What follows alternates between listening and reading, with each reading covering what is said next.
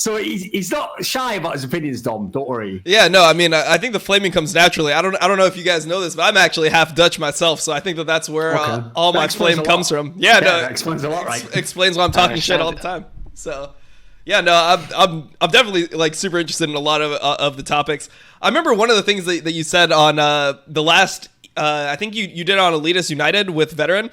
Was you said that Fabivin said that Bvoy maybe had like better mechanics than every mid laner or something like that? There was some statement like that. So I would love to just start there. Just hear Fabivin's take on Bvoy. Why is he this insane player? You know, I feel like most of the community has him pretty low rated. A lot, let's be real. He's probably like the person on Misfits that gets the most flame right now. So yeah, I mean, I'd love to hear Fabivin's opinion. You know, if that's changed at all. If he's still one of the best mechanical players, better than mid laners in LEC. How good is Bvoy? I mean, my opinion hasn't changed. Yeah, like, he's just insane. I think he's really fucking good, and I'm the one who sees him play the most, right? And I interact with him the most. So it's really what people think or like try to justify my opinion. It's more about like, I think what he's shown me.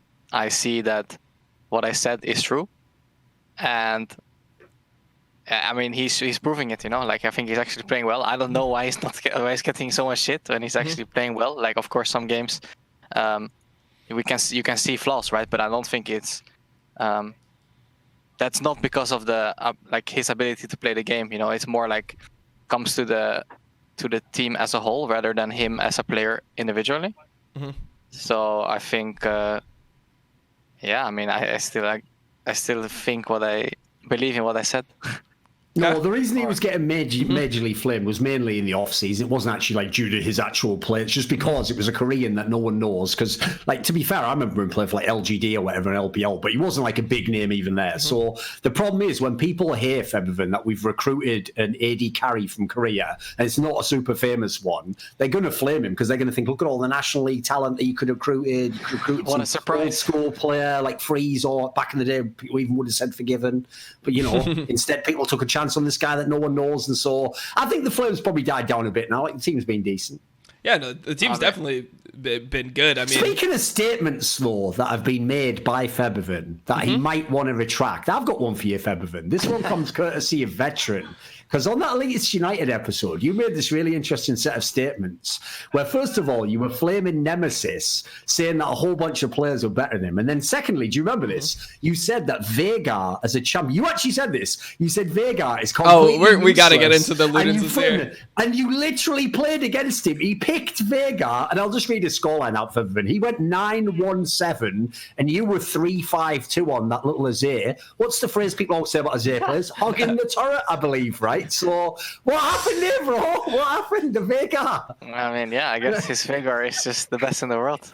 Okay. And he should definitely keep playing it because it's really good. Oh, that was it. You said you wanted him to pick it against you, didn't you? Didn't you say something like that? You said, I think you did you? You wanted him to pick it against you. The best part of this was also just the blatant disrespect of like Nemesis just hates Ludens Azir. He just thinks it's like the worst thing in the fucking game. He's like, maybe you can go Lost Chapter into Naturals, but never go fucking Ludens. And then Fabivin plays Ludens Azir into his Veigar. It's just like the perfect flame war right there between the two mid laners. I don't know. I don't give a fuck what he says, It's like, I don't think he should give a fuck about what I say either about like his champions, But everyone has their different opinions, and it is what it is.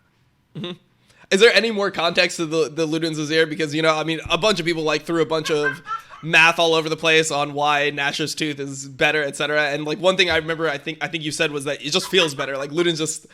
Other people go it, like people in LCK go it. It just feels better for some reason. What do you like about the Ludens? It's mainly because of the mana, and if you don't go, if you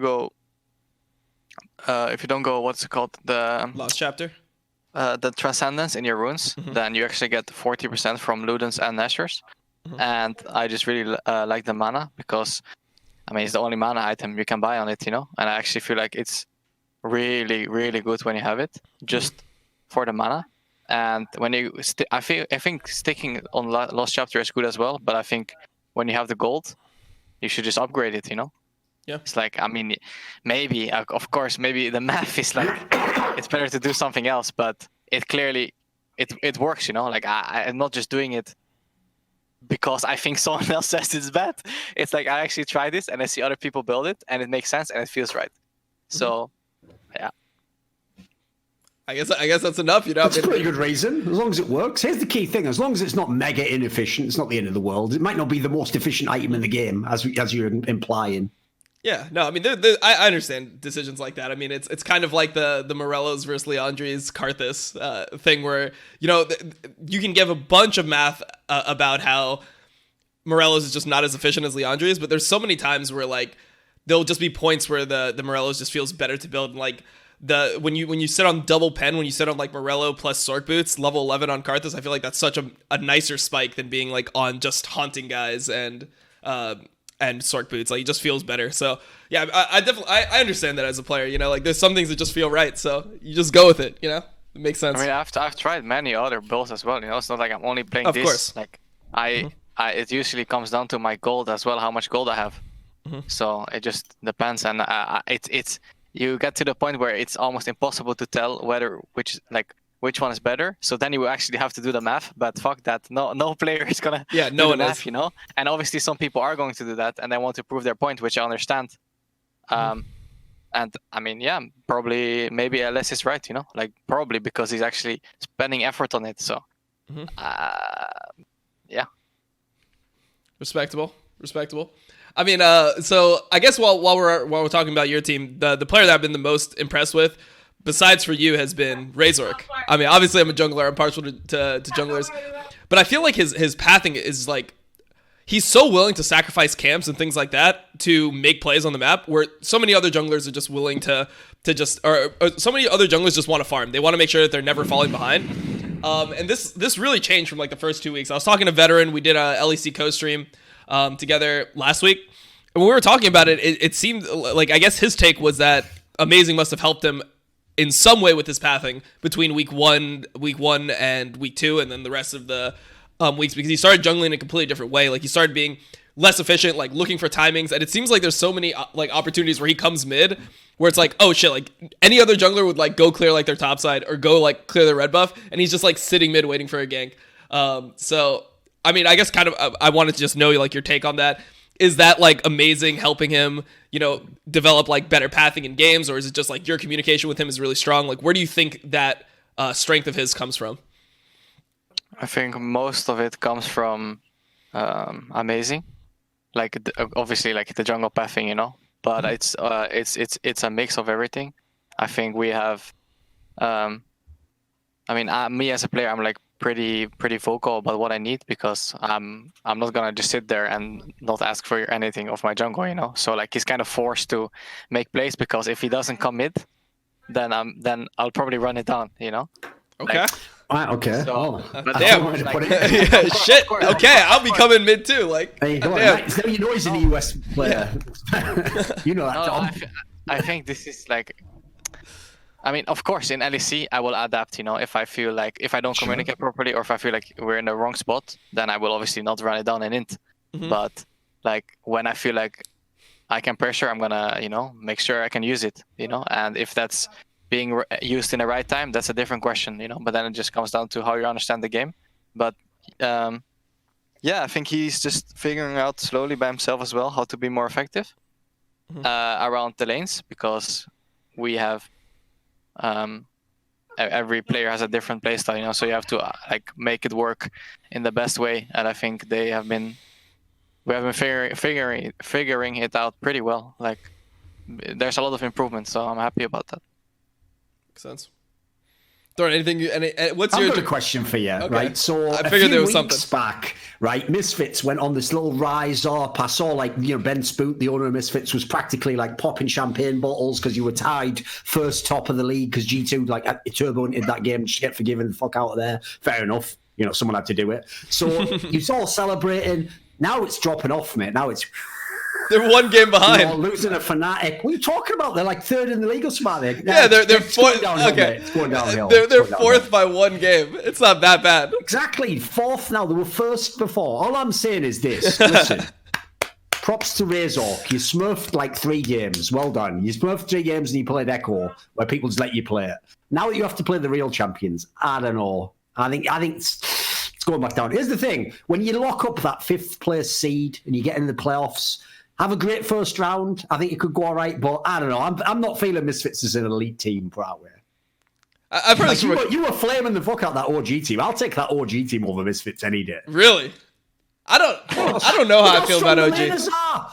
Every lane is a monster in that team. I mean, I don't know. There's some games where they play where it just disgust. Like the Nautilus mid game. The jungle's pretty shit, but you know.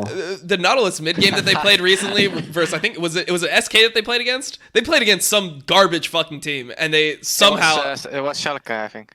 Oh, okay, it was Schalke. Yeah, so they played against a garbage team, and somehow they're dragging it out to like 45 fucking minutes. It's like an elder fight that decides the whole game. Isn't it? Like, you know, it's but just how they play the game. Exactly. Those games, when I watch OG play those games, I have just no confidence. I'm with you that I think that Misfits won't be like a top 2 team. I still feel like it'll be G2 Fnatic, just from my perspective. But I have no like makes sense, right?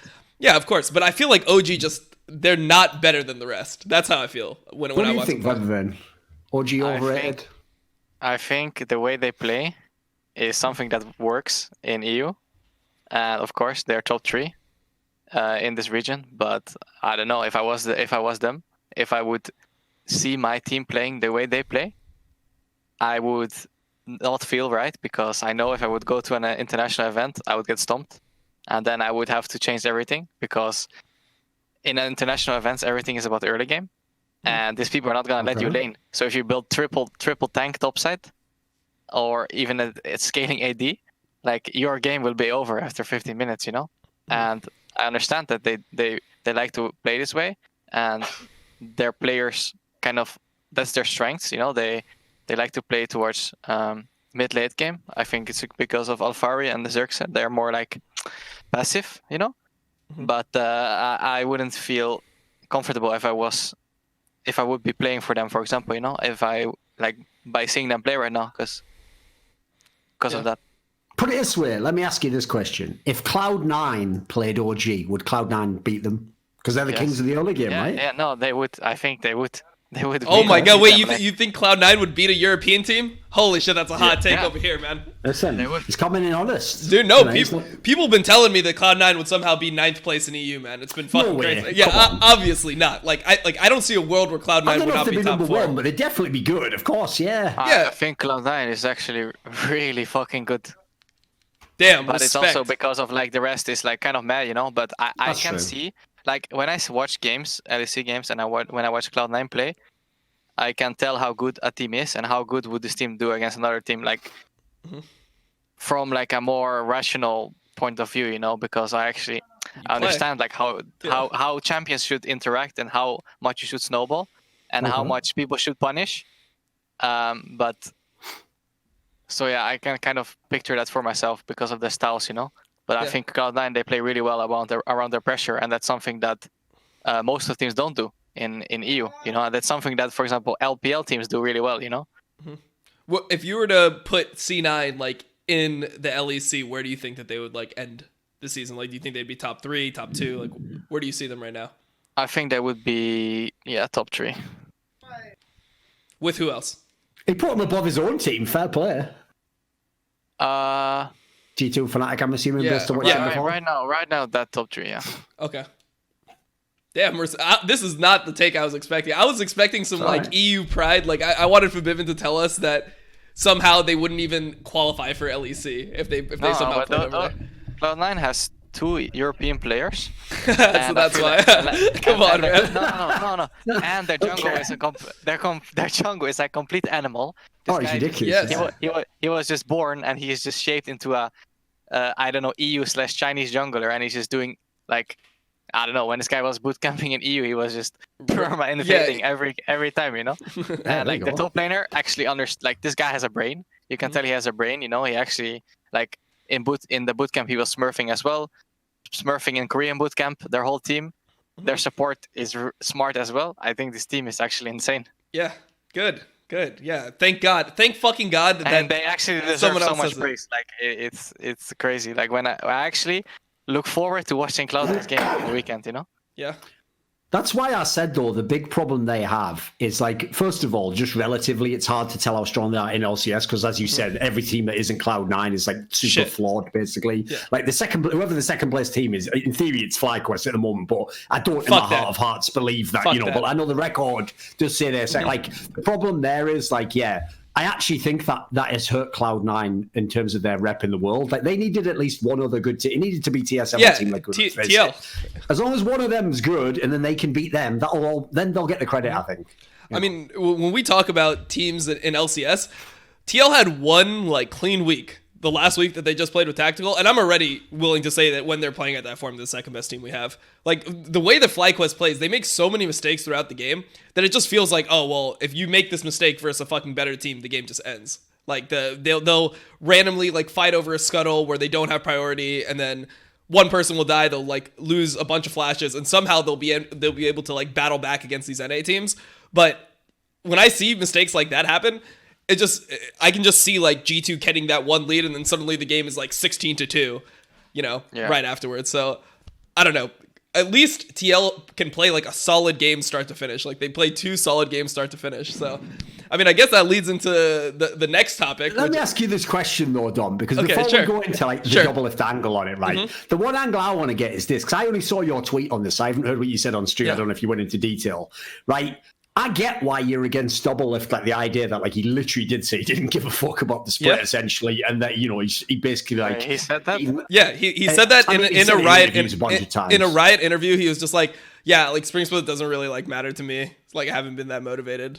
Yeah, he just said that shit publicly. I mean, he has won all the other splits. But anyway, the point I was going to get to is this. I get why you would want to punish him, Dom, right? And why it's funny that they won without him and that Tactical's doing great, etc. But you don't actually think Tactical is better than Doublelift right now, do you? I think right now, I think that Tactical is playing better than Doublelift. And next week, will he still be better? I don't know. It depends if Doublelift gives a fuck. Like, I think that if Doublelift starts trying, he'll be better than Tactical. Okay. But so I don't not making this like the NA version of what happened to Forgiven. Like, fuck that guy, the other guy's better. It's like, marginally, sort of maybe in a different way.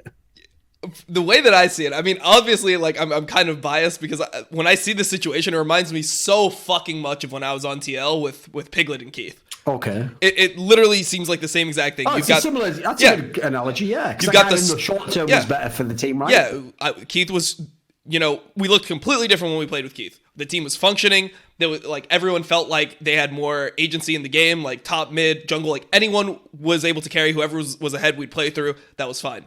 When we played with Piglet, it had to be through Piglet. Like he is the carry of your team. You have to go bot. You have to like play around getting him first turret. You got to draft. You have to give him draft resource. You have to make sure that he has a good match of ball. And there's like so much you have to do.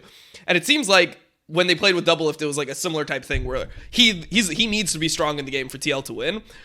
So when I see this comparison, it just reminds me of like, oh, you have like the superstar prima donna AD carry, but the prima donna AD carry is not playing well enough to warrant like him having such a huge fucking ego. Like if you're really like shitting on every lane 2v2 and you're the only win condition for your team, I feel like you can have an ego. But when you're playing on a team with fucking Core JJ, Impact, Jensen, and Broxa, to me it's like, dude, you're not that important. Like when I think of like the totem pole of like how it should be in terms of the hierarchy of the team, it's like, dude, you've got Core JJ who recently won a world championship. He's rank 1 in solo queue. He's putting in his all. He's probably the best player on the team. Like he's number 1. And then you got another world champion in Impact. And then you have fucking Broxa who recently went to the world finals 2 years ago. And it's like Doublelift is struggling to get out of groups. Like you are not more important than the rest of this team. Like you need to fit into the team and put in the same effort as everyone else. So my whole thing is like, I don't think that long term, I don't think they should like cut Doublelift and be like, oh, Tactical is fucking better than you, etc.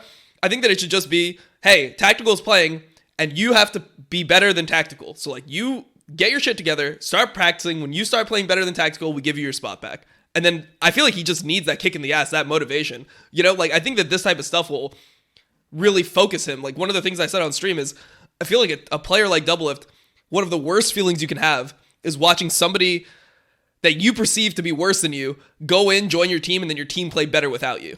I feel like that shit has to be the biggest fucking motivator. So that's why I want to see this move. Not because I hate Doublelift, not because I think he's shit. It's because I think that he needs this. So that's my take. Well, do you know much about this situation, Febvin? Do you know the details that happened? I mean, from what you're saying, I think I can understand why he feels that way. Like, of course, if you win NA all the time, right? And then you go to Worlds every time, you just get kicked out. And then you keep going back into the cycle of like, okay, it's time to grind some NA solo queue, and it's time to scrim some NA teams. I mean, I would probably go through the same stuff as him. It just depends how much like his ego is willing to stop him, because I can understand, but if you get to a point where someone else is gonna replace you, where it's kind of similar what I went through as well, but then it just ends up like about how much do you really want it, and why are you playing? And I don't know, this guy's been a pro for many years, so I can understand it gets exhausting, especially in his circumstances, like because of the region. Yeah. When Piss low dog there, shit though, region. Yeah. When someone replaces you and you think, at least personally, that guy's not as good as me, and then they're winning in the game. Like when Leader first joined the team and replaced you in Misfits, were you salty? Were you just like, what the fuck? Why aren't I in the team? No, you were cool with it? I was trying to work with him from the beginning till the end. And I actually liked it, and I always said that the better player should play, which okay. He meant that unironically, obviously. Okay. Like I don't always agree with their decisions in terms of like who was better, but yeah, I mean everyone gets a chance sometimes, and then it's just up to you to bounce back and show effort. Yeah. I mean, I just feel like it's different this year because every other year I kind of understood the mindset. Because if you looked at like the other teams in the region, it just felt like no one was as close to as good as TL, even though they went to 5 games in spring with TSM, etc. Yeah. It just never felt like anyone was as good. But that now was more TL being bad, it looked like, unfortunately. Like TL choked, and then they gave them a game of like Tarek Sono when it was super OP, and no NA team could ever play against Tarek Sono. We tried all the fucking counters, we tried Zyra Khan and all that shit, it just never worked, right? Like that was our thing. But I think in this circumstance, like you have a great fucking team to compete against. Like I feel like that should be the motivator to make you want to be the best. It's like, hey, we actually have competition now. Now maybe we can get more out of this region. Yeah. Like I think maybe he's probably not used to it. Like this guy's always been stomping people, right? Yep. So I don't know, when you stomp people all the time, like I think eventually you just get a little bit bored. And I don't know if this guy is grinding solo queue, but he's just not used to getting stomped, I guess. So I guess it's something he has to go through. And like, I think it's mostly about his ego, honestly. Completely agree. Yeah, the problem I have with that whole topic, right, because obviously this like overlaps into the concept that the reason why Doublelift a couple of years back when he was in TSM took that spring split off and they brought in Wild Turtle, which everyone's referenced now because it's a similar scenario. The reason why I have a hard time like coming down one way or another on that topic is because what it's really about is the concept of burnout, right, which is if you play both the splits and you go to MSI and you have Rift rivals and then you go to Worlds as well, it's true, by the time Worlds comes, it's going to be hard not to be burned out because you've played so much League of Legends. The problem is, I don't actually think it's a solution to take time off in the spring. Because think about it, right?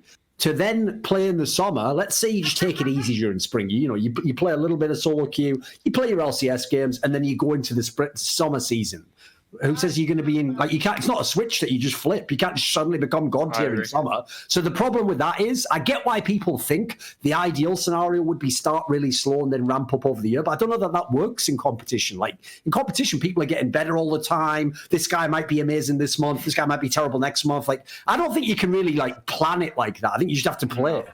What do you think, Van? I mean, I agree with Dominate on that, like that. Wait, what did you say again? Like, I forgot actually. Anyways, I think. Hey, I must have said something good then. We'll take what did you say, man? What did you say?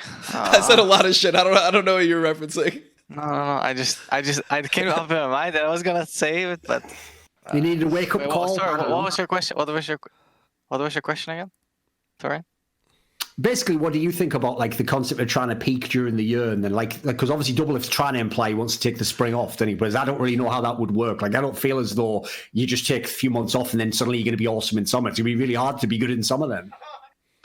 Yeah, I mean, it's actually it's really surprised me how good people can get in a certain amount of time, because like at least for me personally, like during the off season, I grinded so hard because I was in that tough spot.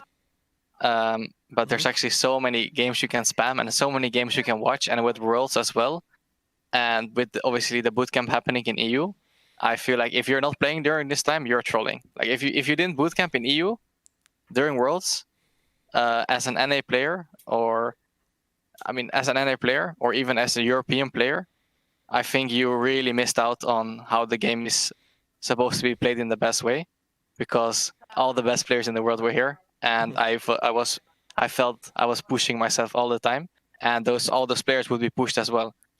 So yeah, because I think that like something that has been rumored, I obviously don't know how true it is, but one thing that I heard was that the second string mid laner from Fnatic, like Ronaldo, or like he was competing. Misfits.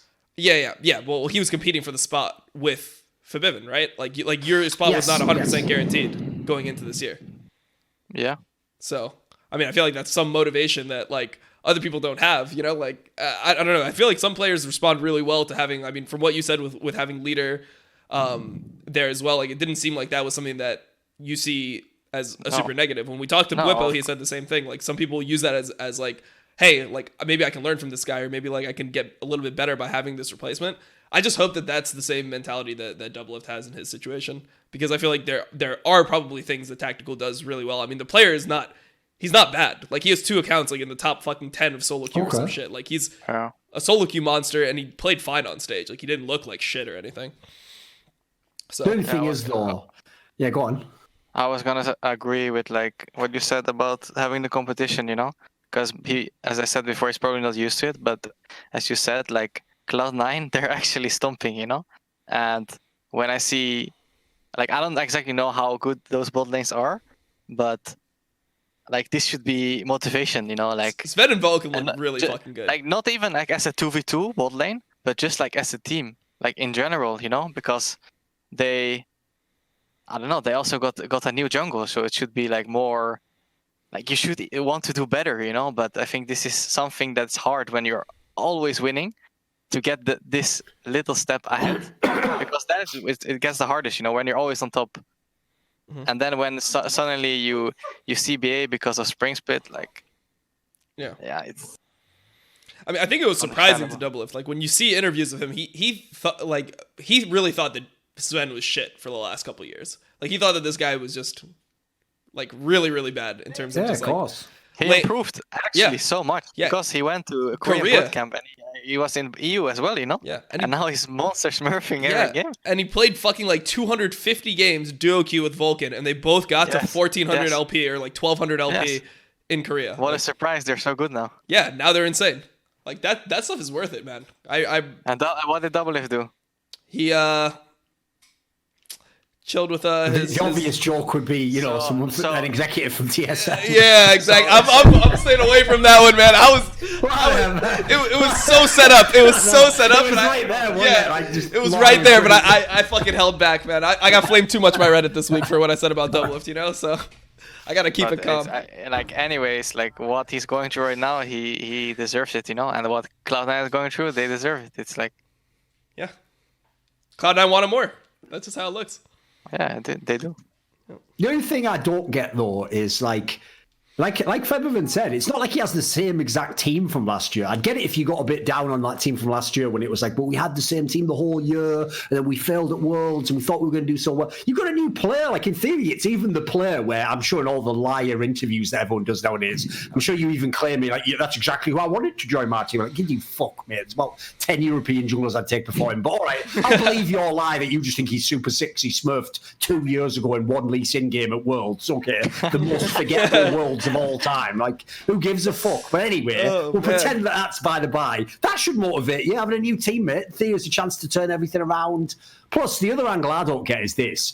did you see the tweet that he put out, Dominate, where he's only just been benched? Remember, technically last week he was supposed to be ill. So he's only being benched from now. And he immediately put a tweet out that was like, now that I've been benched, you know, this is a real wake-up call. I've got all this motivation back. It's like, what? 1 second later? That's like when the little kid gets caught doing something at school and they're like, and what have you done? You're like, I've let everyone down. Like, yeah, and what else? And I'm not going to do it again. Why? And then in your mind, you just want to say, like, because I got caught. But you just go, because it was the wrong thing to do, and I'm going to be a good boy. It's like, he's just saying what he thinks we want him to say, you know? Like, there's no way you had a, like, road to Damascus moment after one day being benched. I think it could actually hit you different, because I feel like Doublelift would just never expect that. Like, he probably in his mind, it's like, I'm fucking Doublelift. Like, who the fuck is this guy, you know? Like... Oh, like, no, you think he thought he'd never actually be benched. I don't think that, like, when he saw them play, he's like, all right, like, whatever, like, good fucking joke. Like, he looked all right. Like, good job. All right, I'm back. Like, let's fucking play. And then I think that it was surprising to him when he actually got benched. Like, wait, what the fuck, me? Like, you know that I won 7 titles, right? Like, it's like, yeah, well, none of that shit fucking matters in the context of this season. Like, in this season, you're like 0-4 on Senna, and you're like inting every other fucking game. So exactly. I don't know. Like, I think that it could be like a legitimate, genuine response, because he just was so oblivious to the fact that this could actually happen. That's my take. Also, the other thing I want to say is this, right? It's all well and good thinking. I guess the point I didn't make before as well is why I don't think you can choose when you peak and like take part of a split off when there's only 2 splits is... Who says you're going to be the best team in the summer? Like, it's fucking hard to be the best team, even as much as we're joking about LCS. It's pretty hard to be the best team in a region. So, like, the idea that, like, what we need to do is just, like, chill in the spring, then just beat all those other 10 teams with 50 players in. That's easy. Do that. And go to Worlds. Like, you might not even go to Worlds, mate. Like, I would just try and play the game and see how good you are. Like, Featherman's been in teams where you're in, like, the 7th best team. That's garbage. Like, you have to grind then just to win 1 game. Like, it's pretty hard. Like, I think Doublelift actually was being a little bit spoiled there. He's taken for granted the fact he's in the best team for the last, 5 years or something. Yeah. Something pretty insane. Yeah, I mean, it's TSM before that. Yeah, I mean, it's been at least 4 years where he's just been in the best team. So, I think that yeah, I mean, I didn't think it was going to be real. And I feel like that's kind of... I've got a question, actually. Since Featherman here is very bold with his opinions, you know, likes to flame some of the newer, I think, overrated players like Nemesis. Yeah, I agree. They're pretty overrated. I mean, you know, but although obviously the joke there should have been... on that one? I do think the Nemesis is an overrated player, actually. I think he's not a bad player. He's like he's like just above average in LEC for me. But I definitely don't think he's one of the best players. I think he's mad overrated. I mean, okay. But obviously, in his case, he knows how to think outside the box. All right, I'm going to let you continue making... Here's the question, though. Here's the question. Go for it. If you're going to flame Nemesis, Feather, which I'm with it, that's cool. Everyone else would be afraid to because he's got a big name. He's in Fnatic. If you watch LCS... Last week, Dominate was trying to tell me that he still has Bjergsen as the best mid laner. No. I didn't say that. I didn't say that. I didn't say he was the best. No, I said Niski was the best. I said Niski. Right, fair enough. You did say that. I said Niski was the best, and then I said Power of Evil, and then Bjergsen. That's true, actually. You did, yeah. So I had Niski, then Power of Evil, and then I had Bjergsen and then Jensen, which was wrong. I should have had Jensen and then Bjergsen. And then after that, I have that's not as bad then if he's only the 4th one. Yeah, but I have him like 4th. Fucking terrible. Yeah. What do you think of Bjergsen at the moment, Featherman? Wait, I have to pull up his match history for that one. You're going to like this one, mate, because if you hate players who just play fucking ninjas and just, or tanks and just sit back and just go, don't do anything, you're going to love this stat line. What are your thoughts on Maokai mid, by any chance? You know, you're going to whip it out in LEC? I mean, if you play Maokai in any role, you're just not the best player on your team. Otherwise, they wouldn't fucking make you play Maokai. There's my theory. Maokai equation. I don't think he's the best player on the team. I feel like TSM should be a Broken Blade centric team. I feel like Broken Blade's the star of the team at this point. Like, he's the firepower on that team. But I think Bjergsen, I think he's really good with Syndra. Mm-hmm. He is pretty controlled and good with Zoe. And I think when he whips out his little Maokai or his Renekton, it's a rundown. It's a rundown. I don't know, because this guy is like he's stuck in NA, and in NA you don't trade in lane. Mm-hmm. So when you play champions that are forces you to trade because your champion gets either heavily outscaled or you need to do stuff early because your team is running out of pressure, then I think it slows down, and I can see that in a lot of games because when I see someone pick Zoe and then enemy team locks in Victor and then they scale for 40 minutes, of course this Victor is gonna 1v9, you know. And if you lock in Maokai and you also lock in a Kale top, then you know, like, good luck playing the game. So I think he knows how to play. He knows how to play. He knows how to end games. He knows how to defend games, but he doesn't. He's not used to the aggressive style that requires your champion to do so, because you're either on a timer or you're basically forced into the position because you're gonna get outscaled if you don't do what you're supposed to do. If that makes sense. Did you end up seeing the Renekton game at all? I mean, yeah, he got 2 kills in early game. Yeah. And, I think exactly that game, it should have been. It should be over, right? It should. That's be the story of TSM this season, though, isn't it? Like, they have a lead, they should end, and they don't. That's TSM. Yeah. And I think Renekton as a champion is, like, it's a pretty optimistic pick in. Like, I think if for example FPX played this comp, they would have stomped the game, you know. And I think the draft was not bad, like what they did, you know. Gragas Renekton is pretty strong against Kiana. Kiana Elise. If you get 2 kills, like, this guy shouldn't be able to lane. But I do think that Renekton as a champ is kind of whatever. Like, this Kiana just bought Moby boots and just plays for the team, you know. It's like you're gonna get more value out of that also because you get really outskilled. So if you get 2-0 with Renekton and then you end up losing at 2v2 again, or your team gets fucked, then I don't know, you're just a bot, you know. So I don't know about his champion priorities, and also I noticed that he's not as aggressive as he should be with his picks. Yeah. I mean, I feel like TSM's drafts, like, as a whole, have just been they just try to get too cute in the draft almost every single time. Like, every time where they play like a normal Syndra comp, you know, they fucking win.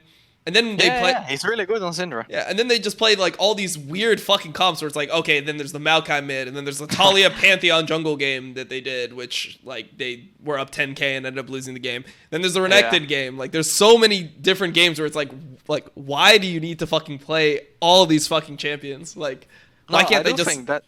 I do think that's a good thing though. Like, the Talia Pantheon game, I think if they were better at closing out the game, they would have stomped it, you know. Yeah. And I mean, they said that they were experimenting stuff, and I don't actually think it's bad. Like, I think it's good to be flexible and to be able to pull this stuff out, even if you're not, like, really good at them, because, like, of course you need to get your wins, you know. But I think that if you're safe that you will go into playoffs, I actually think playing these comps can give you a lot of value, because you know when you will lose those games that people will get fucking triggered. And they will make sure it never happens again, or they just drop it, or they just master it, you know. So that's how I view. I agree with that, unless you have Dardoch on your team, and he's just gonna fucking explode if you, like, take some of these L's in LCS. Like, I don't think there's one player right. that You think that can only take so many brutal losses from lead with him, right? Okay. Oh, he can't handle that shit. He cannot handle that shit. That makes sense. So for me, it's just like, dude, just take your wins, you know, and then maybe once you have playoffs locked, then do this stuff. But I mean, they're not guaranteed playoffs or anything. I mean, they're 6-6, and then there's 3 teams 5-7, right? Like, it's mega competitive outside of Cloud9, basically. I've got a question for you, Febin, right? Since you just did sort of, like, not really flame, but you just gave, like, a brutal opinion on Bjergsen, I can already tell you, I have, like, a psychic sense for trying to predict what Reddit will say, because I just imagine I was, like, really low IQ idiot who knew nothing about the game, and I just say what I would say. So here's what they'll say, Febin, right, is they'll say, but you were in NA, Febin. You played for, like, Clutch Gaming. Why didn't you just smurf on everyone? Like, what? I thought you were so sick, like the super European mid laner. What would your reasoning be as to why the whole Clutch Gaming thing didn't work out? What would you say? What would be a good excuse? A good excuse? I don't. I could do one for him. I mean, he had to play with Solo, Lyra, Hakuho, and Apollo. That's a pretty damn good excuse already. They're all LCS level players. They're all in LCS level. I mean, except for Lyra, and Solo's not there anymore either. Even though he's probably in theory. Even though he's potentially at LCS level. I think my time in NA was a time where I've not really felt happy with life in general. Okay. Like, I wasn't really able to get the most out of myself, like, with my happiness, and it was really affecting my growth, and as like just for myself and for the team. so I couldn't be myself, and that was really hurting because I'm like really open and blunt and stuff, and I want to make sure that my teammates are improving, but I felt like I got to a point where I couldn't say the things I wanted to say because I was just stressed from like stuff outside of the game. So I would say that was like the main reason why I couldn't get this team to the next level, even though we were okay and I was playing pretty well in the first split. I think I just broke down in the summer split and I couldn't get my teammates to improve or like really get what I really wanted, and I realized that when I came back to EU and some things has changed. Okay. How it took a year, but yeah. Yeah, true. no, I mean, I was gonna ask exactly that. So like, how did you get through? Like, if you have that 2018 year, right, and then you have to play 2019, where you're on this super hyped lineup with fucking Gorilla, and like, it's supposed to be just the second coming of the fucking G2 super team, right? How are you able to like get through that and still like grow and improve? Like, were you happier throughout the year, even though things weren't going as well professionally, or like, how did you like get to where you are now? It was actually really hard. I wasn't sure if I wanted to. I mean, at the time, I was really sure that I wanted to go back to EU because I could just tell that we weren't gonna be the best team in this region, no matter what. I couldn't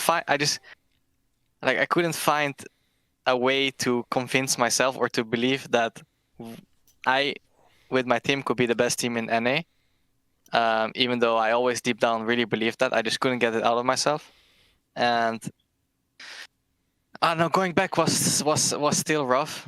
It was obviously more comfortable because I came home again, and I was still with my ex-girlfriend at the time, so it was like more comfortable, but also like I don't think I did much in Spring Split for Misfits in that year. Like I wasn't able to be the guy that I wanted to be still, like just how I was in Clutch, and I felt like I could have gotten so much more out of myself and like out of my teammates. And this is something that I'm getting out of my teammates right now, because I have that free space in my mind and really focus on what I want to achieve, But there was a lot of things that were blocking me from getting to the next level, and I've been always going downhill from that point. Rather than going up, So I've been kind of going on a slump. But ever since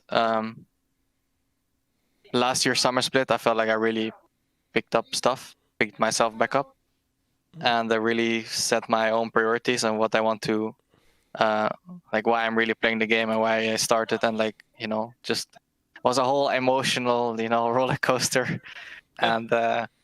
Eventually you figure out what is really important and how you are able to work in the best way to get the things that you want, right? So it's a struggle.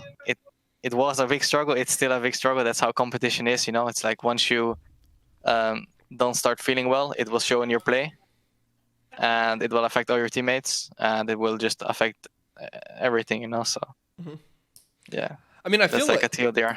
Yeah, no, I definitely can see that from your perspective. But when I look at the team from an outsider, right, it shouldn't take your best to make that team better than it was. Like, of course not. When you look at that team, like there had to have been other problems. Like every player on your team was solid or was at some point considered like one of the top players in their role. It wasn't a bad roster, put it that way. Even at the time, if you go back and look, it still looks fine as a roster. Yeah, Hansama, Gorilla, Maxler, Soaz. Yeah. Like, was there like what was the from your perspective, besides for yourself, like what were the main factors that made the team like unable to, really get any results or like even make playoffs?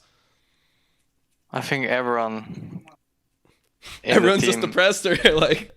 No, everyone. I mean, of course, everyone has their flaws. Everyone has their strengths, and I think we didn't have like many strengths, and we had. Everyone had pretty big flaws, and I think that no one really wanted it bad enough, including myself. Like I didn't see the fire in any of us, including the coaching staff. And we actually started off pretty well, Yep. But in that team, starting off well was the worst thing for us because we actually needed to start off bad and then kind of go from there. But I think we instantly got comfortable, and no one was able to identify the problems or actively try to work on them or like really put their emotions into it. I don't know. I don't think anyone really cared about how good we were in the team. Like maybe some of them, and they were just like unable to, like they didn't have the skills to make it work or to make it better, which I understand. But I feel like some of us just really, like we knew what to do, but we're just lazy, and we were not, like we didn't have the mentality that you need to be the best players in your role or your team, or like be the leader that your team needs you to, you know, because no one was taking responsibility. And like even in losses, people were blaming each other, and it's like, come on, like if you're playing for this game for so long, like, and you really want to be the best team, like you need to take responsibility for your shit, man. It's like you can't just always put it out on other people, and I feel like we were doing that a lot, you know. So it's just becomes an environment where everything becomes destructive, and yeah, that's what you get. That's probably the best answer I've heard in regards to what happened with Misfits. Funny thing is, unless I'm mistaken, Dom, didn't Whipple, when we had him on last week, basically use that exact example? Like, I'm pretty sure he said something like that when Fnatic, 2 weeks ago, when Fnatic started slowly last year, it was good for them because it made them have to like fix everything in the team and overcome all their issues. I think he even used Misfits as the example and said that they'd started really well, but then went terrible, and that was probably the one. I'm pretty sure, unless I'm thinking of someone else, I'm sure he was the one who even used that exact example, because it makes sense. Like, if you start off and things seem fine, you're not going. There is no wake-up call, as you think, with some going okay, things all right. I mean, I think you win something like, I'm sure you won something like maybe like 4 of the first 6 or something. Yeah, like, it was a pretty good start. Yeah, there you go. So yeah, no, it was. By the way, really one thing about your whole adventure going to NA that I actually think I'm almost certain this is like a real rule that people need to make. You know, everyone on Reddit, because they all imagine that being a pro and getting paid lots of money is like the dream. Like, oh, imagine getting all that huge salary that Bjergsen gets in TSM. They all think, right, that every good EU player should just go to NA for the money. But I actually think this is what the rule needs to be. If you go to NA and you are a legit good EU player, like you're not just a player, like if Upset had gone this year, he was going because he's been stuck on bad teams, so he's going to get an upgraded team. But if you're a player who's in a top 3 EU team now, you should only be going to NA because you're on a guaranteed contender. You're on Team Liquid, TSM. Because if you go in the scenario like Febiven did, well, you've got an all right team. They're not terrible. You've got decent players, but you're only going for the big money or like a different adventure. That could end really, really badly for you. Because as you see in this situation here, like, it's not like every day you sit around with a big sack of money going, this is really motivating. Look at this huge sack of gold I've got. It's like, no, you have to play the game. Like, if it's not fun, it's not fun. Like, if solo queue's shit and if your teammates are just average or don't want to improve or maybe don't even have the killer instinct, it's probably going to suck. Like, a whole year is going to be really rough away from home in that circumstances. So I actually don't think that players should take the offer where, yeah, the money's big, but you're going to be on a Golden Guardians, like these low-level teams, because it'll ruin your life. It really will. This is shouting Froggen to me. This is literally just shouting. Listen, you've noticed on those shows, if anyone ever debated with me, why is he on the teams he's on? I've never said he's made the right career choices. Mm-hmm. I think he's made some terrible career choices because basically I do think he just wanted the biggest check every year for the last 5 years. And unfortunately, if you've only got a big name, but your game isn't the best in the world, you're only going to get the big check in the same way as you do in the NFL. You can get a higher salary playing for a worse team if you're a good player. If you're the best player, though, you either have to go for the top salary because you are the best player, or take less and be on a better team. That's the option, right? And he's, for whatever reason, he's chosen the money option every time, it seems like. Yeah. No, I mean, I guess I'm trying to think of players that have kind of like went to a bad team and had it not completely backfire. I guess the one that would stand out, I guess, would be Power of Evil, where he came over. He was in a tough spot in Europe himself. For like, you know, he was borderline a contender. So I think that's like more in the grey area. Mm-hmm. Yeah, but I mean, by the way, mad respect to someone like Power Evil for going over there for all those years and being on the bad teams like that first CLG team. Yeah, mad respect that he actually had the balls to keep grinding. But not everyone's like that. Mm-hmm. Yeah, I've heard a lot of positive things about like how he is as a person within a team. Like, because I would have just assumed a player like Power Vivo would have some like massive ego, right? Because he did well at Worlds. No, he seems like a pretty chill guy generally. Well, I assume every fucking European player has massive ego. Is that your slogan there, Featherman? Is that how you try to live your life? Chill and have an ego. There you go. No. I think it is. I think it secretly is. Yeah. I mean, I think low-key, you were on a team with Reckless and you were still the biggest diva. That's all I'm going to say. So, it's true.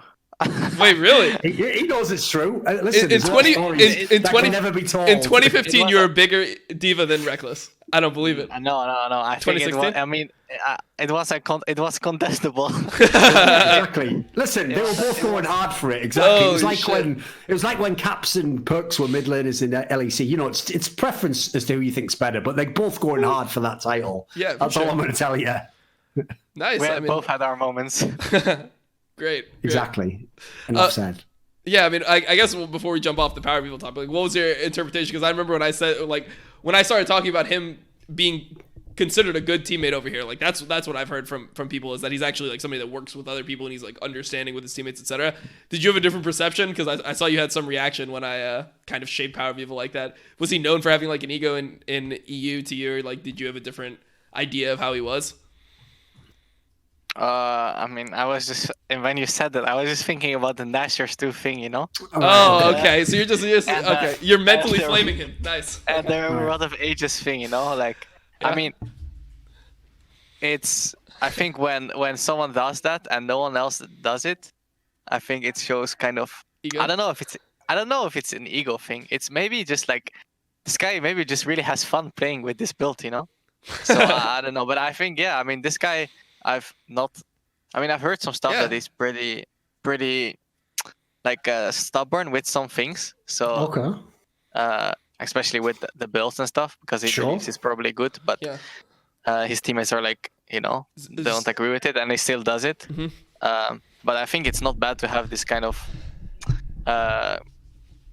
quality either, you know, to really believe in something that you like, and like, he still makes use of it. It's not like he's griefing. He auto attacks, man. Yeah. He auto attacks on Orianna, but I mean, I think I talk to him sometimes, and I think this guy is overly positive, and I think if this guy would maybe tilt more, he would probably be a better player.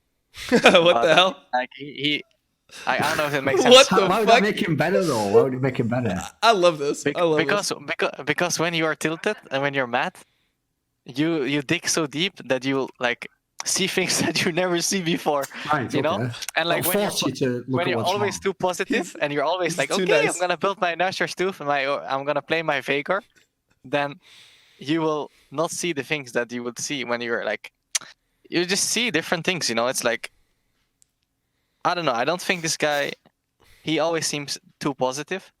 He's too happy. And I can see the negative, and I can see the benefits, but also, you know, the things that he might not understand, you know? Okay. This is such an EU West mentality. I love it.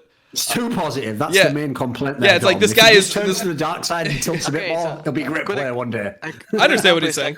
I understand. A good example is like if you play a matchup and you're like, no, I can definitely play this matchup and I can build this, but no, you actually really can't, you know? But then being able to differentiate and try to rationally understand what is better, but because you're so like positive and you believe in that it works, that you're unable to see what is actually better, if that makes sense. Mm-hmm.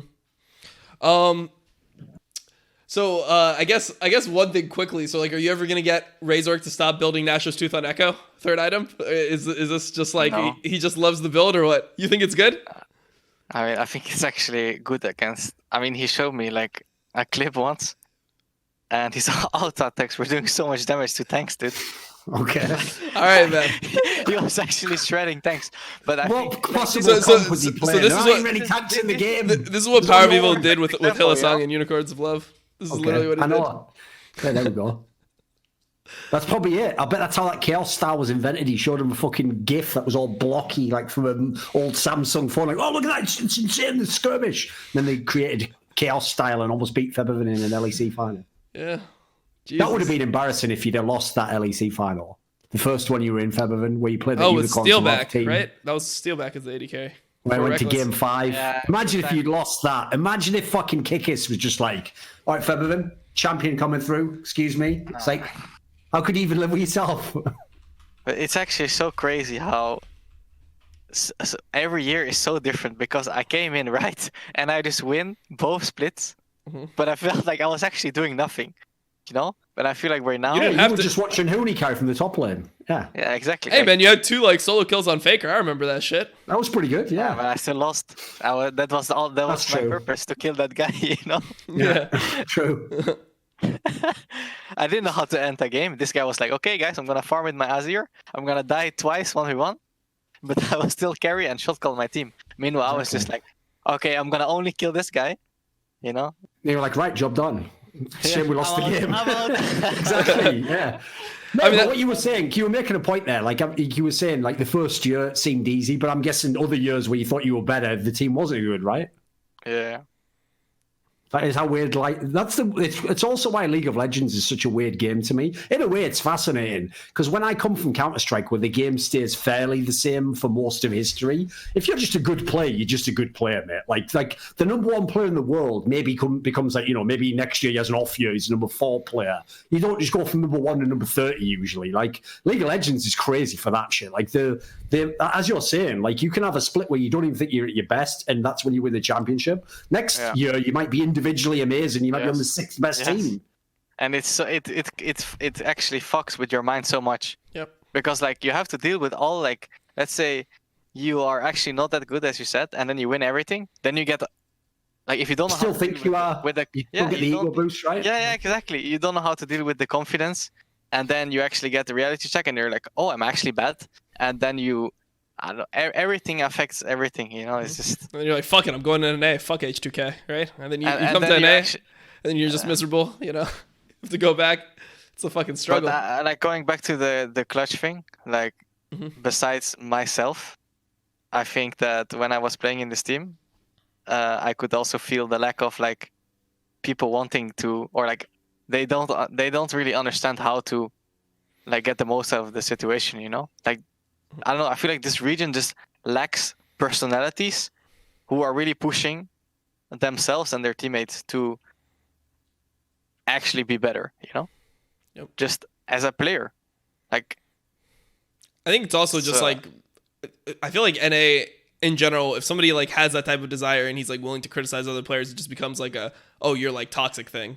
Yeah, you know, become the next Stardock, basically. Yeah, where I feel like exactly. people are just, you know, people would almost rather not give criticism. I think Bang said Yes. something similar to that in an interview where it's like he just doesn't feel like he could be like as blunt with his teammates as, you know. That's another could thing, before. though. Like that's why I do really think there is a divide in that sense. Like, listen, don't get me wrong. If you go into EU West solo queue, you will even see pro players who are being way too rude in terms of how they're talking. Like, I wouldn't ban them because I'm not an authoritarian like that, but I get why the game does discipline them and say you're not allowed to do that if you're pro. So there's definitely, it's not like all Europeans have just got a winner's mentality. Some of them are toxic as fuck. Don't worry about that. But the difference is there are loads of people who, if you don't know that culture, you will think are toxic. But it's like Featherman saying, they just want to win so much that they're having a hard time even being like polite about it, basically. Because at the end of the day, if you're 100% polite with your teammates, you will never be able to address certain topics. Like, it's no polite way to say, like, you did just basically cost us the whole game there. Like, that's fucking hard to have that discussion. And I will say, from getting to know the personalities of some of the LCS pros,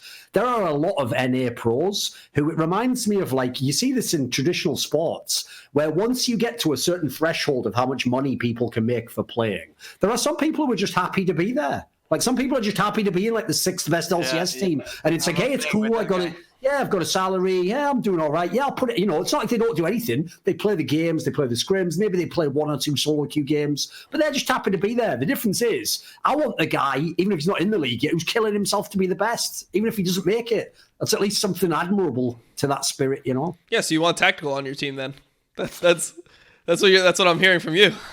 Maybe Listen, Yeah, exactly. Maybe he's just. He loves the fucking game. He loves the fucking game. That's it. I do think some of this stuff has to come down on coaches, though. Like, this needs to become part of what being a coach is. It can't just be the draft. Like, like for example, he didn't flame them super hard there, but some of the first people I would flame for misfits last year is the fucking coaching staff. Look at the team they had. If I had that team and I didn't even make playoffs, I would be ashamed to call myself. Who was the coaching staff? It was Jess. It started off. It was Jesus in the spring. Then they brought that Moose guy back, and then they fired him and brought Jesus back, and then they brought the fucking Canopy team. So it was a total clusterfuck, basically. Okay. But anyway, and then Jesus is just playing again. Whoever they weren't doing a fucking good job. Let's be real. Like the odds that they were doing a good job and the team was that bad, it can't be. Come on, mate. You had some fucking amazing players. Yep, I agree. I bet Gorilla was literally just sat there the whole time. Like, obviously he's not Japanese, but just like, Nani, what the fuck? Like, what even is this? What the fuck? These guys were beating us last year. How? How could it ever happen? Like, these guys are clowns. Look at this guy. Like, no way. There's no way. And then he was playing with Maxlaw. I mean, I think Maxlaw, like, that was really surprising because, I mean... That was rough because what a cliff that guy dropped off. Like, he was so good. That Featherman. Maxlaw used to seem like a really smart player, knew what he was doing. He was always in the right spot. 2017? Why was he so bad? He looked at the player who was the worst out of all the Misfits players. For sure. I think it was due to the meta changing. I think he was always, I don't know, I just feel like he wasn't able to, I mean, to be fair, his laners were also really griefing him, you know? So I don't know exactly. I think it was because of the meta and just because of the team in general. I feel like we were not enabling him, so he can't enable us. And the coaching staff couldn't enable us. So I don't think it was because of his individual skill. Like, I actually think he was really working really hard. Like, I think he was, I don't know, maybe with Hansama playing the most games and actually, like, trying to improve the most as a team. But I felt like, I mean, he must have felt the same, that we were not really giving much back to him in-game or outside of the game. I completely agree with that. I feel like whenever a team is super, super bad, the jungler's always going to look like one of the worst players. I feel like it's so hard to play jungle when your team is dysfunctional. Like, it's just the fucking role, man. Like, so I give him like a little bit of like a pass on that. Like, he definitely was playing bad individually, but I think that it's also just... Yeah. And obviously it goes the other way too. Sometimes you have all the best players and your team's doing really awesome, and then the jungler gets overrated. Sorry, fuck, I had something in the back of my throat there. Yeah. The jungler just gets overrated sometimes. So but it's all right. You can just trick some stupid NA organ to buy him, and then you get a better jungler from Poland. It's like, this is brilliant. I mean, I think Yanko's... I know you're referencing Selfmade here, but... I think Yanko's kind of got overrated. He did a bit because, like, people were rating him the best player in the world, like in ESPN. Dude, come on, man. The problem is, I know what. Listen, by the way, I wouldn't have rated him number one, but the reason why I know what they mean is if you were voted the MVP of your region and people say your region is the best, you have the best team. In theory, that does make you the best player in the world. It's just that, like, obviously, he wasn't ever the best player in the world, was he? Like, to be real, you know. Yeah. I don't know. That was like him getting boosted then. That's the ridiculous thing about people's careers.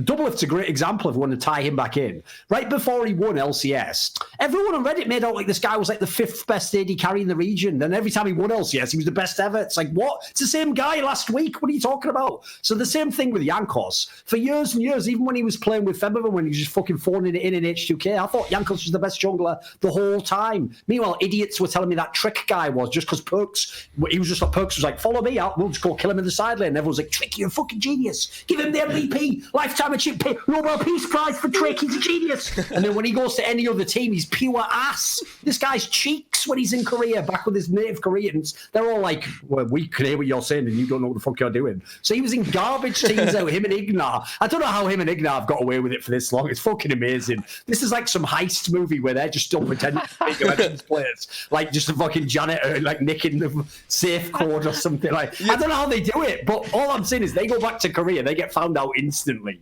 Instantly.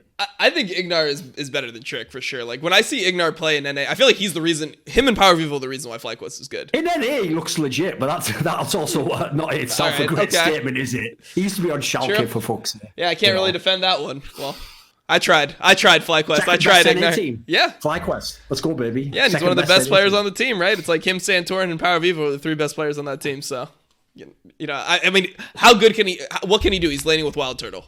You know? But no, I agree with the same concept. In the same way as before, everyone told me Jankos couldn't be the best because he didn't win. The fact that he wins now does mean he has like untouchable status where no one's allowed to be as good as him. Like, obviously, there's people as good. Let's be realistic. Yeah, I would say Southman's exactly. Southman was on the dog shit team. He was on the worst team, wasn't he? But he still looked amazing. Like, he looked like Closer does now in fucking Golden Guardians. He's smurfing. Yep. Guy's a beast. Definitely. I think that there are ways to look good, but the way you have to look good in a bad team, like if you look at that last game that they just played, the Golden Guardians game where they just played, he's level 2 ganking with W and E on Sejuani, a top laner. Can you imagine this gank? Can you imagine a Sejuani walks into your lane for Bivin, level 2, W and E, and a red buff, and he kills you? Like, this is what he has to do to try to get. No problem, right? Yeah, he has to go for like the most cheese ganks possible. I mean, it worked.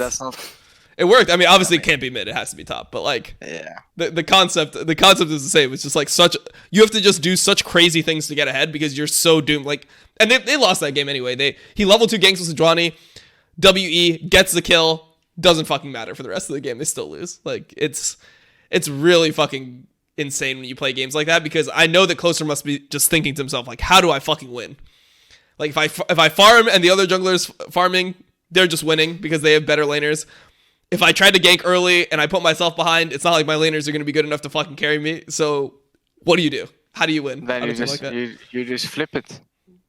I guess. Like he's doing. Yeah, you just flip it and you just hope you fucking... There you go.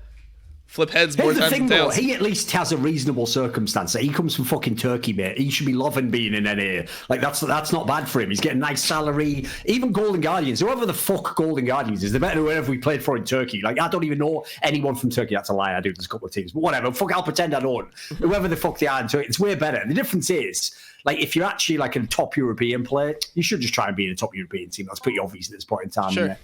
Yeah, I mean, I think that ship sailed of just making the money. Mm-hmm. I feel like Closer had a like pretty decent like rapport within Europe. It seemed like I wonder why he didn't get on an LEC team. Well, then. he rumors about that? Yeah, so there were rumors that he was offered by Schalke. Like Schalke wanted him and not Gilius. Chalice. Yeah, exactly. Yeah, I mean, so he got to choose, and he chose going to Golden Guardians over playing with every jungler in the league. Mr. Closer. Hello. Yes, sorry. You're down to the final interview. It's between you and Gilius. Yes. And he's like, excuse me, sorry, Golden Guardians on the phone. I've got to go actually. Like, give me a break. Fucking Schalke. Why would I want to join that? By the way, this is one of the things that tilts me so much, Tom, is in Europe, all European idiots on Reddit are like, oh, Schalke is a football club. A fucking German football club. It's not even at the top of the Bundesliga. What are you talking about? It's not like it's not like Manchester United. Who gives a fuck? Exactly. Like, there's nothing about that org is exciting. They clearly don't have loads of money or they'd have sick players, wouldn't they? And they're also, as far as I can tell, doing it cynically because they're just like investing a small amount and in certain esports, but other ones. So it's not like those NA teams where they actually have big funding in theory. Like, I think that whole storyline's mad over Soul. But then there's teams. I mean, since we're talking about the other one was Golden Guardians, which they're supposed to have this massive like budget. It's like, oh, you're backed by the Golden State Warriors. Everyone always says they supposedly have like the worst management ever, basically. Like, if you look how many years they've had this money, Dom, they've been fucking terrible with that money. Terrible. But I mean, I've never seen them spend the money. Like, what is them spending the money? They got Frog in that one split. So Hunter and Froggen. They probably paid those two guys, I would guess, But I can't believe they paid anyone else. Come on. Yeah, I mean, if that's how they should get the fucking money back. Save the receipt next time. Yeah, dude. I mean, I hope I hope they weren't paying for fucking contracts. I'm taking him back to the fucking store, mate, and getting a return.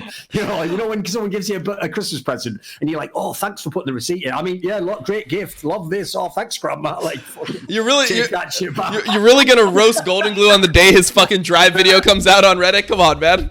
Mate, if they even need to make a Drive video like, oh, look, this guy sucks at the game, but when we tell you about how his whole family's like fucking dying or something, you'll be really wanting him to win in the game. Like, what? I just want people to win who are sick at the game. I don't care if a guy actually like killed the people in Southeast Asia. As long as he's fucking straight firing the game, pop him in my team. You can take the guy where it's like, oh, it's day to day, but with the Lord's help, I'll make it. I don't give a fuck. Where are you, 98th in chat? Get the fuck out. Those stories are so whack. Because if you remember, right, people don't know. If, by the way, as a non-joke, if you're an LCS pro and they ever offer to let you do a drive episode, 100% do it. Because I've heard people on Reddit to this day that still support Matt from Team Liquid, just because they'd followed that fucking drive story and they were like, oh, you make him all the way from Hawaii. Oh, he's trying to grind. Like, who gives a shit? Yeah, it's video games. Yeah. Get the fuck back to Hawaii on that 100 ping or whatever. Why do I care about your shit story? I got my own problems in my life. I don't need stress from all the players I'm watching in video games. Like, I want to see the guy that's just like, you just had a normal life. Like, why are you playing the game then? Just good at League of Legends. Oh, your dad beat you or something? No, it's just a cool guy. Anyway, see, Dad, I'm off. Like, that's the fucking Drive episode I want. Like, I'll make my own director's cut, like 5-minute version of Drive. Like, I'm off down the shops. What are you doing? No, I've got to get back later for LCS. Oh, cool. See you later. Produced by Doug Thornchill. Scripted.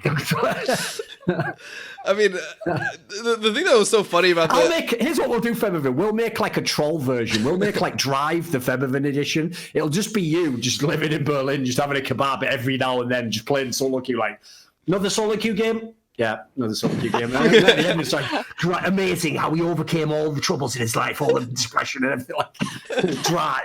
Presenting by Feb. Yeah, no, the best part about the fucking Golden Glue Drive was like they interviewed because he apparently his background, they always go for like what your background was, whatever. Exactly. So his background was in football, right? So they had his like former football coaches talking about him. And the way that they talked about him just was like so. What position was he? He was a wide receiver, and he was apparently. In League of Legends, he's a fucking wide receiver in that mid-lane. So he was a wide receiver, and then he was second string to an NFL player. In League of Legends too, right? Yeah. Keep going. So he was second string to an NFL player, right? This guy's killing me. Keep going.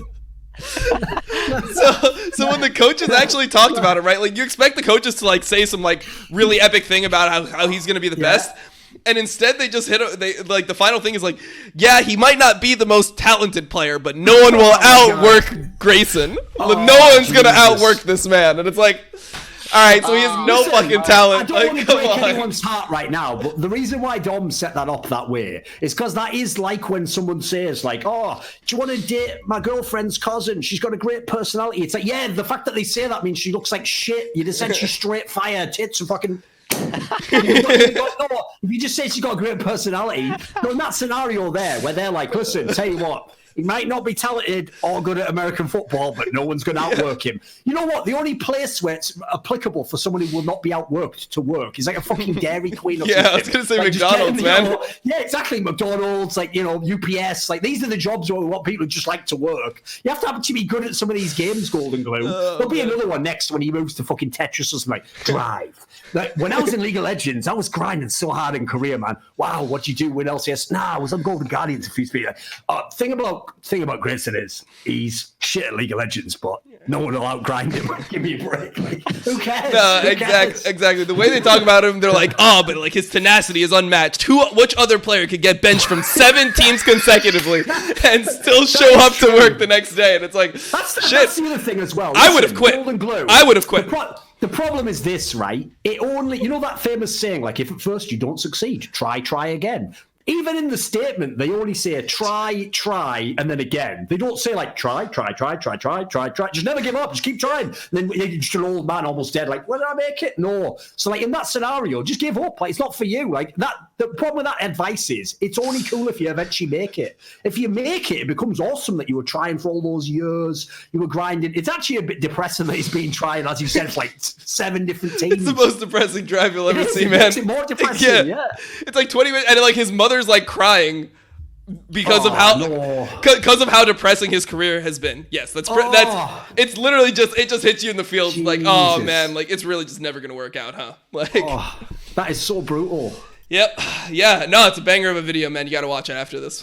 Like that is. But like I said, if you ever get offered to do one, do it 100%. Just like it'll just make people cheer for you, whether you're good at the game or not. It's mad, isn't it? Yeah. No, I think so. I did a drive in 2015, and it was like my final split that I played, and they made my whole thing of like, they're like, oh well, he got banned and he came back, and like it's like, why do you play League? For the love of the game and the love of the competition. and then the next fucking split, I'm like, fuck that, I'm out here for the money. Like, give me the fucking check. I don't give a fuck about the competition. Like, I'm trying to get rich out here. So So I just There you literally go. just invalidated my whole fucking drive like the next split. It just had no value after that. So yeah, I don't know. I just thought it was so fucking ironic. But it's not as much of a banger as Golden Gliz. I'll tell you that. No, of course not. Yeah. That's so brutal that his parents are just crying as well. Like, why can't you just be better at fucking Zillion, you daft cunt? You know, it was your granddad's last wish that you'd actually win 4 LCS games in a row ever in your career. Like, oh, sorry, granddad. Give me a break. What the fuck? I feel like at this point, Febiven doesn't want to do a drive episode. If he ever gets No, you know what I've just realised, by the way? Holy shit, Febiven. I can't even believe I almost let this go, mate. I'm wrong. You should do a drive episode because I've just realised if they're bringing people's family members in and letting them talk openly about players, your drive episode will be straight fire. Because I'm a huge fan of your dad's Twitter account. I think he is fucking amazing, mate. He would say some straight fire shit in the drive episode, wouldn't he? If they did one with him, he would have some amazing shit, mate. He seems like one of the raw. Like I was saying before about how blood Dutch people are. He was ridiculous on Twitter, wasn't he? Back in the day. He had some crazy tweets, mate. Some straight fire. I don't know if I've seen any of his tweets. I think Put I it this way, saw a little bit. Febiven, you wouldn't get mad if I repeat the most famous one, right? The most famous tweet. Of course not. Like he had a tweet where, no joke, he actually did just tweet. I assume he was having a drink or something. He just one day tweeted out of nowhere, Dom, for real. He just tweeted something like, "I love you, Febiven. You're the best thing to ever come out of my huge dick," or something. He actually just put this on Twitter, no joke. Like, do you remember this, Febiven? It was like a classic tweet. Yes, but I don't think he drank anything. He was just bantering. Yes. Is that just how he talks to you when you go home for Christmas? Is he like, by the way, son, Yes. you're the best thing that's ever came out of my huge dick? Like, Jesus Christ. I respect that so much. That's why the drive episode would be amazing, wouldn't it? Like, It would be, yeah. that's the one I want to see. That's my request. LEC Central, get that made immediately. But they don't do I'm going to go in a minute. Your players, no? Yeah, they don't do anything for LEC, unfortunately. Yeah. I guess we should wrap up with a serious topic because Jesus fucking Christ. Let's do it. I mean, I guess the obvious one would be just LEC, just talking about like All right. how you perceive like the teams to shake out, because we've had a couple different players on. We had Perks, we had Bwipo, and they pretty much think it's going to be first two teams, G2, Fnatic, and then they think it's Origin, Rogue, and then Misfits. And Mad Lions. Most people were down on Misfits actually, Feather, and a lot of people think you guys just like were a bit like you had. Everyone says you guys are going to fall off. Everyone says as soon as tank meta comes in and they have to play more of the Sejuani, which I thought that Razor looked good on the Sejuani, but they say one every game. Yeah, it's like when it becomes more stable, front to back team fighting. You know, the Recklesses, the fucking Perkses are just going to carry the game over somebody like B-Boy. So, what's your take on like the strength of your team and how do you perceive your team like faring when it comes to playoffs? Do you think you'll be a 3-4 team? Do you think you'll be challenging for 1-2? Do you think you'll be in finals? Like, how strong do you believe your team is? I think it's hard to say right now. I think we've done pretty good job in LEC. Like we're 8-4. Mm-hmm. I think we could have won.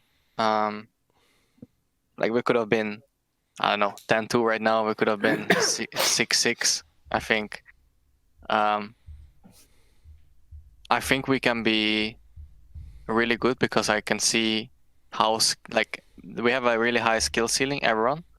I think it's just it's gonna take a lot of time, you know, because we're obviously a new team and we need to enable everyone differently. Mm-hmm.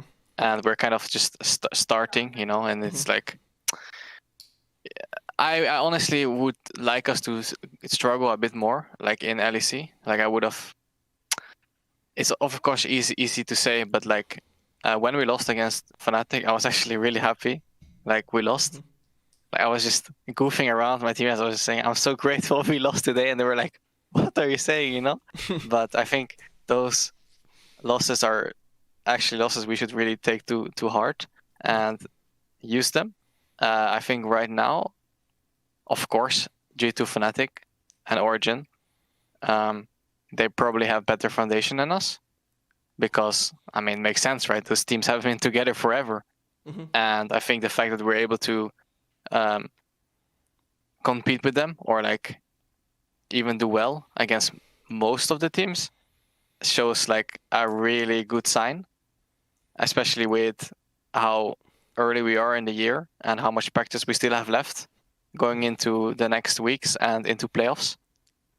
And I think it will all come down to how smart do we work really, because we're working hard, but I think the team that will win the split is the one that will adapt the best to the meta and figures out how the enemy's team play to kind of counter them, if that makes sense, because everyone plays different, like OG plays way different than G2. Mm-hmm. G2 plays way different than Fnatic. We play way different than Rogue. Mm-hmm. So do you kind of see it as like a top 3 teams where the top 3s are like the veteran teams, like the OG, the Fnatic, the G2, and then the other teams are like the rookie teams, right? The next 3 would be Mad Lions, Rogue, Misfits. and they can all upset each other. Mm-hmm. Right now, or like it will be hard in the best of 5 because of course they have way more experience, right? Mm-hmm. I can tell that teams are one step ahead of us, or maybe 2 or 3 when we play against them, because they have that foundation. They have better, I don't know, maybe just in-game strats, or like they know how to approach the spring split better, or they know how to approach like a single game or a single team by specifically countering them, because they have this guy that generates all the information, and then they're like, okay, just we got a free win here. Mm-hmm. Or you don't know how they are gonna prepare for best of 5s, because when you're a new team, you're all about the small wins and you want to get every win, But I'm sure that Fnatic and G2 are like, okay, we're saving the Yasuo, we're saving the Renekton Taric bot lane, or Jax Master Yi bot lane for playoffs, because we know that if we're gonna play it, we're just gonna win. So why would they show it? So this is something that they will use as a strength, because this is something that they shoot and they have built this, And I think it's hard, but I believe in my team, in myself, and that we're able to beat those teams regardless of what they've built already.